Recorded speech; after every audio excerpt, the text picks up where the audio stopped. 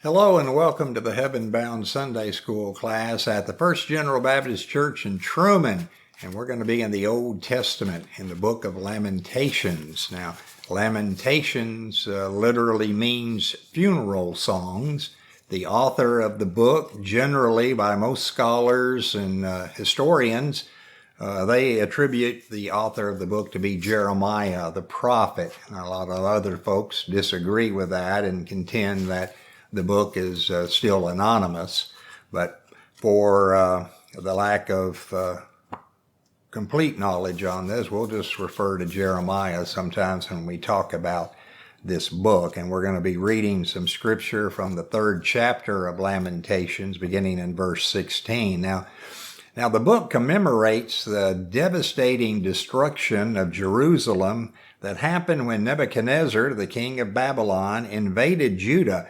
A long siege left many people dead from starvation, and a significant number of the remaining population was brutalized and then taken captive and taken to a foreign land.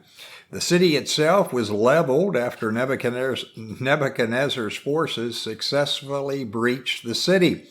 Especially hurtful to the inhabitants of Jerusalem was the utter destruction of the temple, the centerpiece of their city, and the symbol of their special relationship with God. Now, the book of Lamentations is filled with tears and sorrow, as you would expect from a book that is actually entitled Funeral Songs. The 5 chapters are a series of sad songs or funeral hymns in which the writer describes and laments over the desolation of Judah and the destruction of Jerusalem by the Babylonians. In other words, Lamentations is this writer's response to Judah's chastening by the hand of God.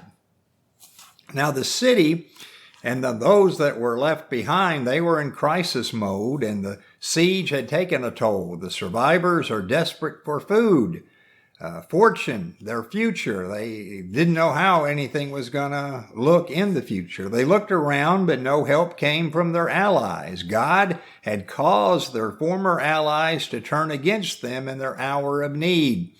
Now, what hurts the writer of Lamentations, and if that was Jeremiah, the most hurtful thing is the realization that this chastening could have been avoided and that what happened is their own fault. Now, as a result of Judah's sin and disobedience, they've lost the peace, they've lost the happiness, they lost the hope that they had once enjoyed. But there's some good news for the people, and that is, do not be dismayed because trouble does not last forever. Our lesson contains words of comfort to God's people when we are in trouble and distress. Now let's read the scripture. It says, He hath also broken my teeth with gravel stones. He hath covered me with ashes. And thou hast removed my soul far off from peace. I forgot prosperity. And I said, My strength and my hope is perished from the Lord. Remembering mine affliction and my misery, the wormwood and the gall, my soul hath them still in remembrance and is humbled in me. This I recall to my mind, therefore have I hope. It is of the Lord's mercies that we are not consumed, because his compassions fail not. They are new every morning. Great is thy faithfulness. The Lord is my portion, saith my soul. Therefore will I hope in him. Now Jeremiah grieved over the fact that he had been publicly mocked, emotionally affected, physically abused, deprived of peace, and stripped of happiness. He summarized his condition by stating that his strength and hope from the Lord had perished. He found only brokenness and dejection. Now, Jeremiah mentions that the despair is so strong, he can't even remember prosperity, can't even remember when things were good. Now, the Hebrew term remembering may be translated as an imperative or remember. It's a cry to God to take note of the pitiful condition of the victim. Misery is a term that may signify compulsory wandering or oppression. Wormwood and gall had been the lot of the prophet. Wormwood and gall were some bitter substances, the latter being a bitter herb. The terms are used figuratively to indicate calamity and to indicate sorrow. In verse 19, we read that it calls upon God to remember. Jeremiah most certainly remembered what he had experienced. He was pushed to the brink of giving up all hope. He bowed before God, bruised and broken and humbled.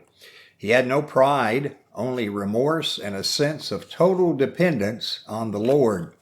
Jeremiah recalled three truths about the nature of God that gave him hope and encouragement. The first truth was God's love never ends. Jeremiah saw evidence for this fact for this truth in the fact that the Lord's wrath did not annihilate him and all his fellow Jews. Judah was down, but they were not out. God punished Judah for her sin, but did not reject Judah as his covenant people. God was sticking by the people he had chosen. God's love could be seen by his faithfulness in carrying out the curses he had promised, while at the same time preserving a remnant. Now, the second truth that's recalled was God's concern never fails. The Lord's expressions of compassion are new every morning.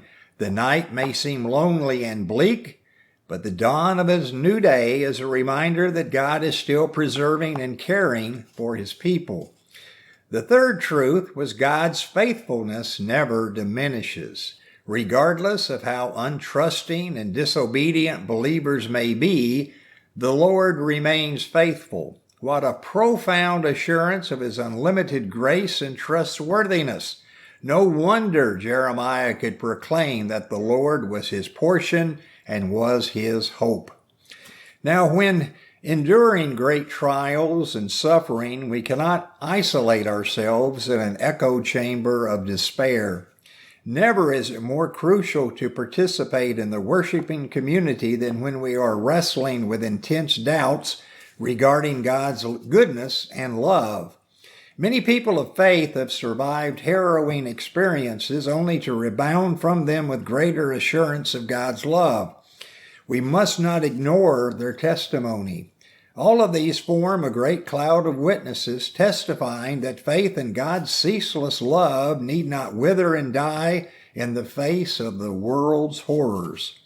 The secret to their resilient faith was that they trained their memories to recall not only the pain of their experiences, but also the many pieces of evidence of God's enduring love, both in their own lives and in the lives of believers who preceded them.